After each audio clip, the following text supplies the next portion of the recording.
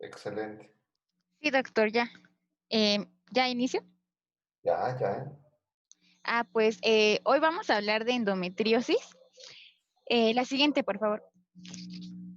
Bueno, la endometriosis es una patología ginecológica que va a ser frecuente, va a ser aún más frecuente en mujeres en edad reproductiva que se encuentren entre los 30 y los 50 años.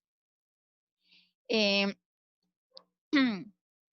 Además, esta patología pues va a tener la característica de que va a ser dependiente de estrógenos y esto va a ser lo que ocasione que haya una proliferación anormal de glándulas endometriales y también en algunos casos de estroma fuera de la cavidad endometrial.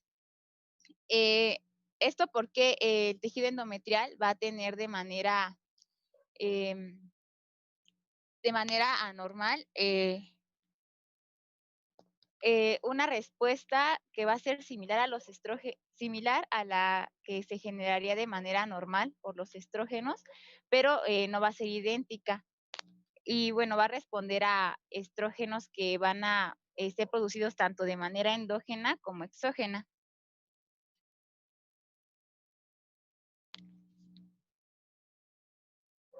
La siguiente. El- la localización va a ser muy variada y es más común que se presente en los ovarios. Esto se cree que puede ser por una descamación del endometrio y aquí algo característico va a ser la formación de los quistes de chocolate, que ahorita vamos a hablar de eso. Otros sitios que igual son frecuentes son los ligamentos uterosacros, la fosa ovárica peritoneal, el peritoneo del saco de Douglas y el tabique recto vaginal.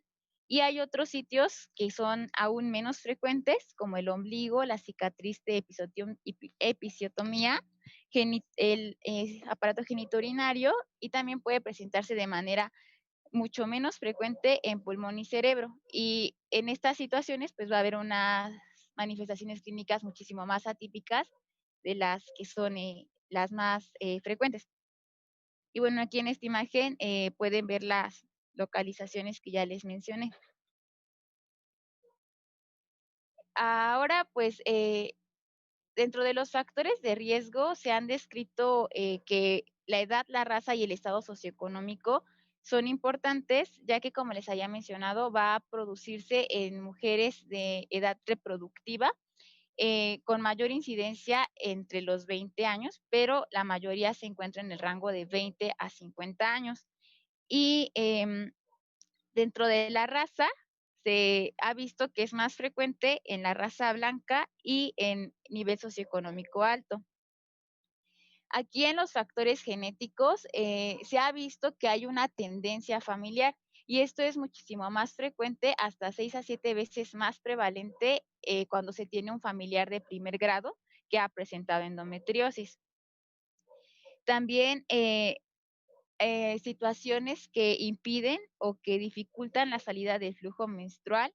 Estos no son como tal causas, pero sí predisponen a que se produzca la endometriosis y entre estas pues está la retroversión uterina y la estenosis cervical.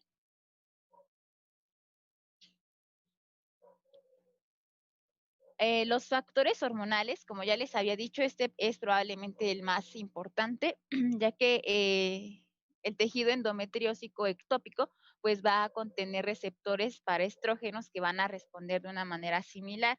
Entonces, situaciones en las que se prolonga la exposición a estos estrógenos, como una menarca temprana, una menopausia tardía o en situaciones en las que las pacientes pues tienen obesidad, estas predisponen aún más o favorecen aún más también el, la progresión de la endometriosis. También pues se ha visto que es frecuente que haya alteraciones en la inmunidad celular y humoral y otros factores que podrían ser tóxicos y ambientales, como contaminantes industriales del agua dulce eh, o también alimentos de origen animal o vegetal que pues contengan estrógenos.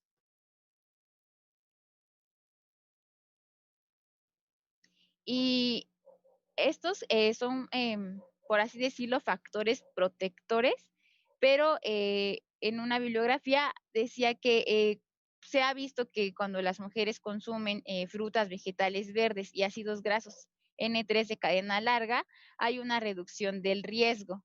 Y también en aquellas mujeres que tienen multiparidad y que han lactado de manera prolongada. Eh, bueno, hay distintas teorías que buscan explicar la patogénesis de esta endometriosis, ya que, pues, como les mencionaba, se presenta de manera frecuente en mujeres jóvenes en edad reproductiva y es una de las principales causas de esterilidad. La mayor parte de estas personas, de estas mujeres, son infértiles, aproximadamente más del 50% son infértiles, y de todas las mujeres infértiles en general, más del 50% es por endometriosis. Entonces, dentro de estas teorías que buscan explicar la génesis de la endometriosis, pues se encuentra la de menstruación retrógrada, inmunidad alterada, también por metaplasia del epitelio germinal, por diseminación metastásica, por células madre y por orígenes genéticos de la enfermedad. Eh, Les puse algunas de las que son más aceptadas. La otra, por favor. Bueno, la de menstruación retrógrada es la más aceptada y la más popular y en la que pues más se han enfocado todos, pues la mayor parte de las bibliografías, en el cual se dice que los fragmentos de endometrio menstrual se desplazan de manera retrógrada a través de las trompas de falopio y que estos se van a implantar ya sea en la superficie peritoneal o en otras regiones que ya les he mencionado y ahí van a persistir. Y entonces, en estas localizaciones, la influencia de los estrógenos va a favorecer la proliferación del tejido endometrial. También se tiene otra teoría, la de la metaplasia celómica. En esta se habla de que la génesis de las lesiones endometriósicas dentro de la cavidad peritoneal es la diferenciación de células mesoteliales de tejido similar a endometrio. También hay otras teorías que como que el tejido menstrual de la cavidad endometrial viaja a otros sitios y se disemina ya sea por vía linfática o a través de las venas. Y la teoría de la célula madre, que dice que las células sanguíneas circulantes se originan en la médula ósea y que pueden diferenciarse en tejido endometriósico en varios sitios. Ahora, dentro de las lesiones endometriósicas, estas pueden dividirse de acuerdo a su anatomía patológica. Podemos tener implantes peritoneales superficiales, quistes ováricos o endometriomas que van a contener, que también se van a conocer como quistes de chocolate. También puede haber nódulos o placas profundas y estas suelen ocurrir más frecuentemente en los parametrios, en el saco de Douglas, la pared anterior del recto, el fornix vaginal posterior, el saco uterino anterior, en el músculo detrusor de la vejiga, uréteres y colon sigmoides. En la siguiente diapositiva podemos ver que em, en la imagen A hay implantes peritoneales endometriósicos que están señalados con las flechas y que se dice que tienen un aspecto similar a quemaduras. En la imagen B podemos ver que hay un endometrioma ovárico izquierdo, que está igual señalado con la flecha, está abierto y los márgenes están sujetos pues por unos microforces atraumáticos. Y en la imagen C están los nódulos endometriales en el área retrocervical. Esas son los tres tipos de lesiones que se pueden observar. Ahora, dentro de los datos clínicos, aquí el síntoma cardinal o por el cual se va a quejar la mayor parte de las pacientes es el dolor pélvico. Pero hay que tener presente que un gran porcentaje de estas mujeres van a ser asintomáticas y únicamente van a presentar sangrados uterinos anormales que no les parecen de importancia y pues no acuden a una revisión. Pero la mayor parte de ellas, más del 75%, va a presentar un dolor pélvico, que va a tener la característica de que es un dolor bastante severo y progresivo y que va a presentarse 1 a 2 días antes de la menstruación y que va a persistir toda la menstruación. Este dolor pues puede ser unilateral o bilateral y va a irradiarse de manera frecuente a la espalda baja, las piernas y la ingle. Además, también se menciona que este dolor va a ser tan fuerte que puede incapacitar a la paciente y que muchas veces no va a ceder con analgésicos de tipo AINE. Ahora, el sangrado uterino anormal también es frecuente y se presenta entre el 15 al 20% de las pacientes. Y este suele manifestarse como un sangrado premenstrual o una menorragia.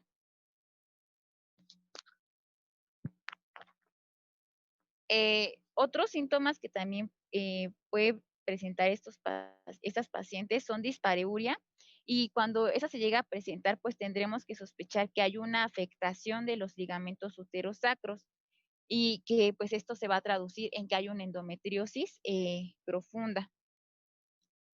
En el caso de que haya tejido endometrial en localizaciones muchísimo más frecuentes, más infrecuentes, se pueden presentar hasta mm, derrames pleurales.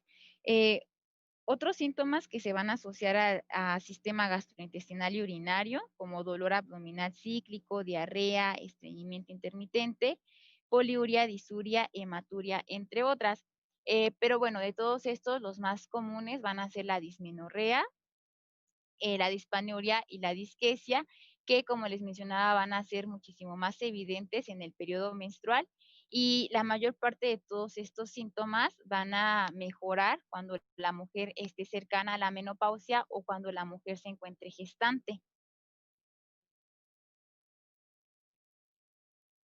También se ha visto que hasta el 20% de las mujeres que presentan endometriosis también presentan otras patologías como cistitis, migraña o síndrome de intestino irritable. Como les decía, cuando el tejido endometrial se encuentra en sitios mucho menos comunes como el pulmón, puede presentarse neumotórax espontáneo y durante la menstruación también puede, bueno, y este se presenta de manera más frecuente pues en el periodo menstruante, que es en el que el tejido endometrial pues va a estar respondiendo a los estrógenos. Ahora, pero bueno, esto es muchísimo menos frecuente ya que son sitios muy poco comunes.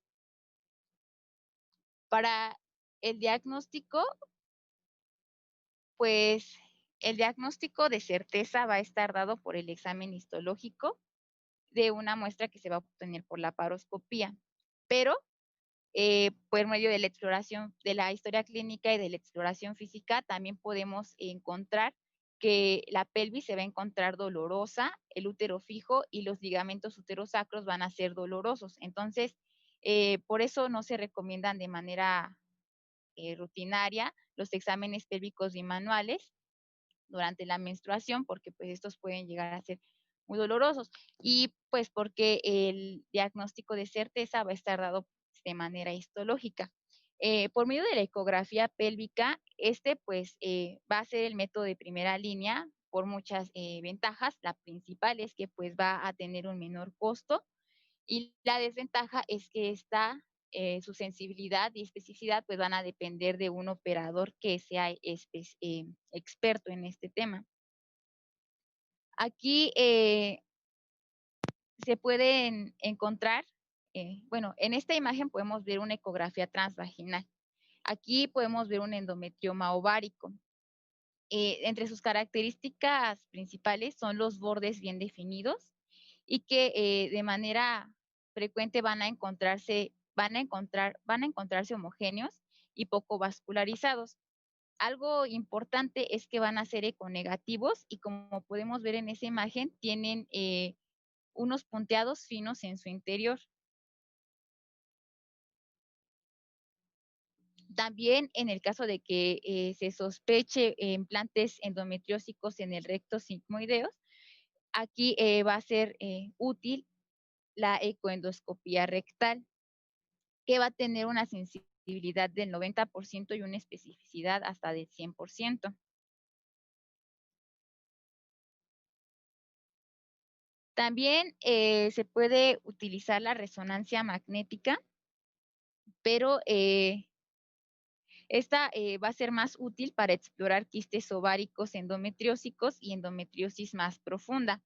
En esta imagen se puede observar un endometrioma que está justo fuera del recto y está punteado con las flechas blancas.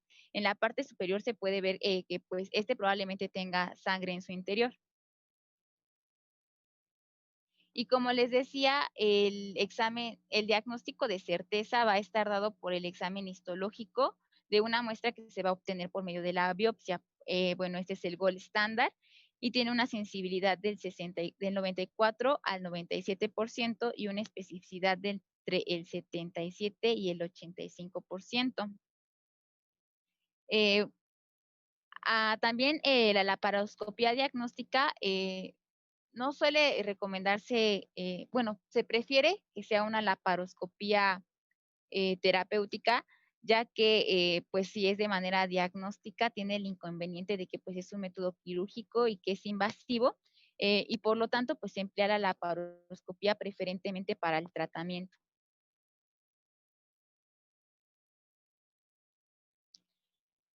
Bueno, por medio de la laparoscopia podemos identificar lesiones endometriósicas de tipo superficial y estas van a observarse de manera típica como quemaduras o vesículas de color rojo, marrón o fuego. Y en los casos más severos se pueden presentar nódulos y placas, que son los que les había mostrado al principio en los tipos de lesiones. Ahora, también se han buscado marcadores inmunológicos que sean auxiliares para el diagnóstico de la endometriosis, pero el único que es, por así decirlo, un poco más útil es el CA-125, pero ese pues únicamente se puede ver elevado cuando la enfermedad es severa y es poco sensible. Por lo tanto, pues no se utiliza de rutina.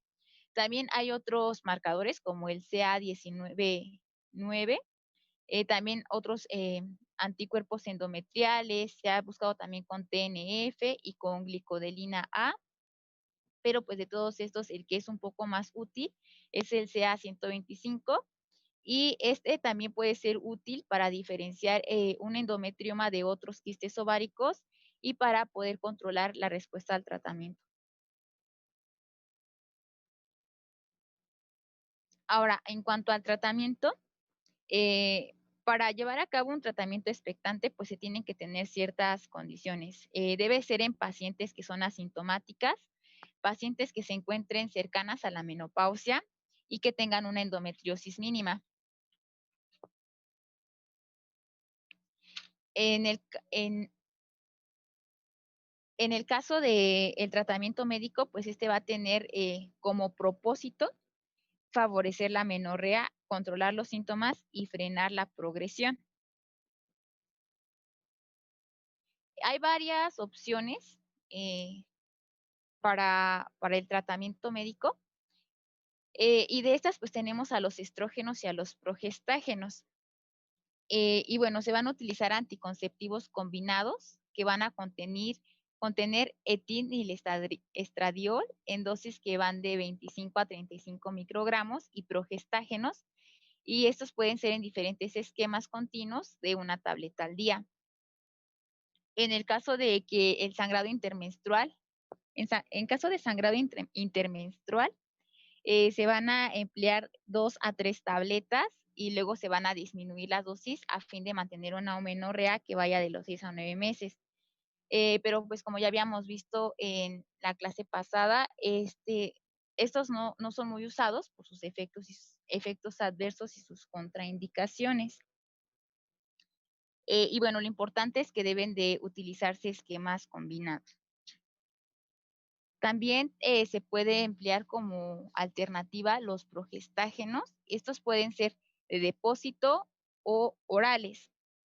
Entre los de depósito se prefiere el acetato de medroxiprogesterona que se emplea de manera intramuscular en dosis de 100 miligramos por 2 semanas, 4 dosis, y seguida de 200 miligramos por 4 dosis más. Aquí la desventaja es que va a haber una anovulación persistente. También se puede emplear levonorgestrel de manera subcutánea. Y pues tener en cuenta que los efectos colaterales pues van a ser sangrados intermenstruales que van a ceder con estrógenos. También va a haber disminución de la libido, va a presentarse de manera más frecuente depresión, falta de energía. Ahora, en los progestágenos orales, también se tiene al acetato de medroxiprogesterona por vía oral en dosis de 30 miligramos al día, 3 meses. Y también se tienen otras alternativas como el linestrenol y la gestriona.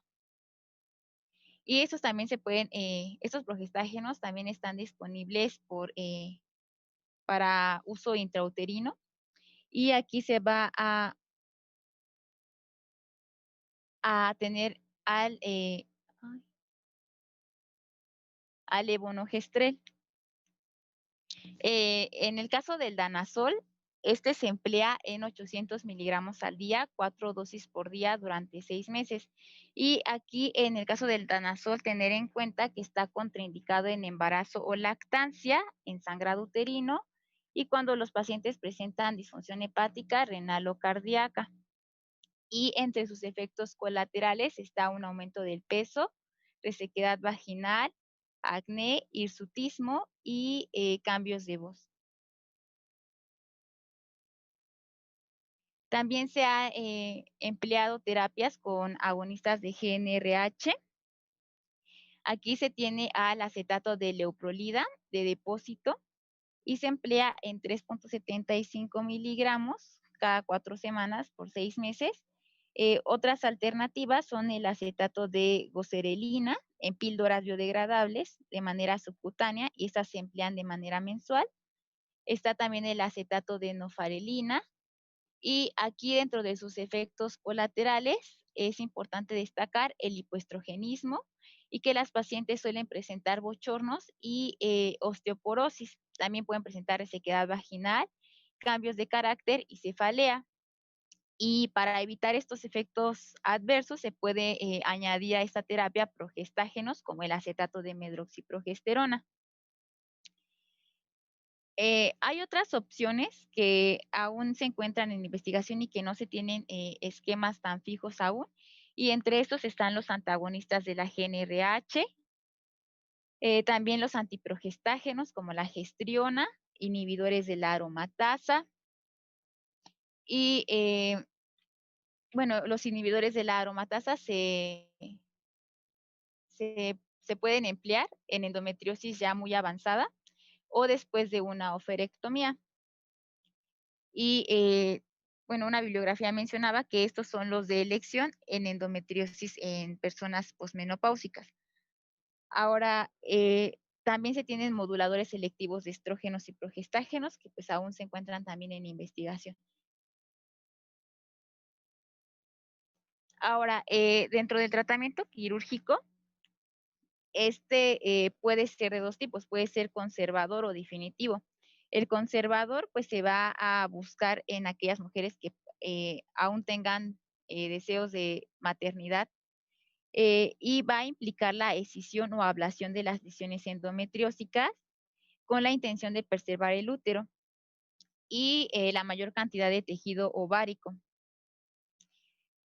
También, bueno, en este caso, como les decía, se va a preservar este tratamiento para las mujeres que busquen una fertilidad posterior y también para pues que se continúen produciendo hormonas.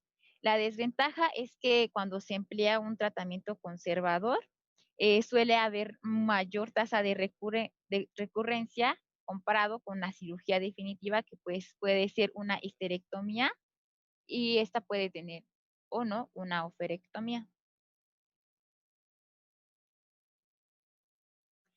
El caso de la histerectomía, que sería el tratamiento quirúrgico definitivo, va a ser bueno, lo podemos tomar en cuenta para aquellas mujeres que tienen síntomas persistentes y molestos, que tienen un gran bloqueo pelviano o mujeres que ya no tienen deseos de fertilidad y también en aquellas pacientes que no han mostrado una buena respuesta con el tratamiento médico y que han mostrado recidivas con el tratamiento conservador.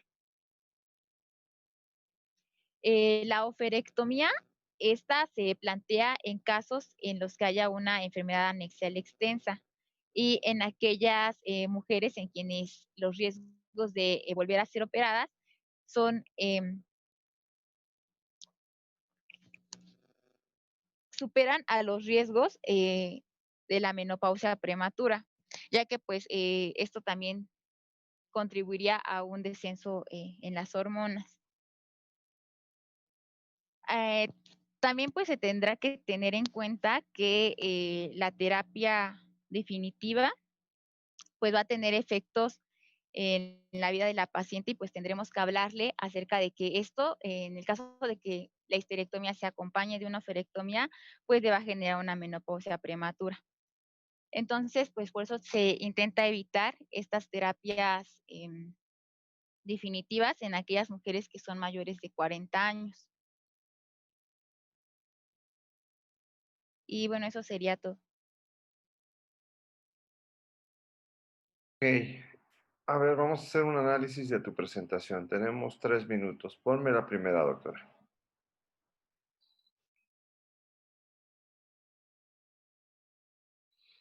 O sea, aquí es la definición. Eh, o sea, la endometriosis es una enfermedad muy compleja. Es una enfermedad compleja, es un padecimiento que afecta, es un padecimiento ginecológico que afecta a, a un grupo de mujeres y ese grupo de mujeres tiene, tiene presencia de endometrio fuera de la cavidad uterina, entendiendo por cavidad uterina la que se localiza entre el ostium tubárico y el orificio cervical interno. Entonces, la presencia de estas glándulas, de este tejido endometrial fuera de la matriz o en el espesor del miometrio, es una localización anormal y que se llama endometriosis, y cuando afecta al músculo uterino es adenomiosis. La que sigue, eh, el sitio más común no es los ovarios, el sitio más común es el fondo de saco, donde se forma, donde se unen los ligamentos uterosacros. Ese es el sitio más común, ¿sí? Y de ahí al peritoneo pélvico y finalmente los ovarios. Y existe un artículo que les voy a enviar. Bueno, yo les voy a dar esta plática también para que lo vean, ¿sí? Eh, y afecta al tabique rectovaginal. Cuando afecta el tabique rectovaginal, tiene tendencia a formar nódulos. Y entonces el nódulo puede generar mucha molestia, mucho dolor y, y poner la calidad de vida de la paciente, es la que nos va a determinar si hay que hacer un tratamiento quirúrgico y una endometriosis infiltrativa profunda, porque si ya se metió al tabique recto vaginal y está invadiendo más de 1 milímetro de profundidad, o sea, ya se considera como una infiltración profunda, ¿ok? El ombligo, la cicatriz de la episiotomía, lo que es la cicatriz de una cesárea,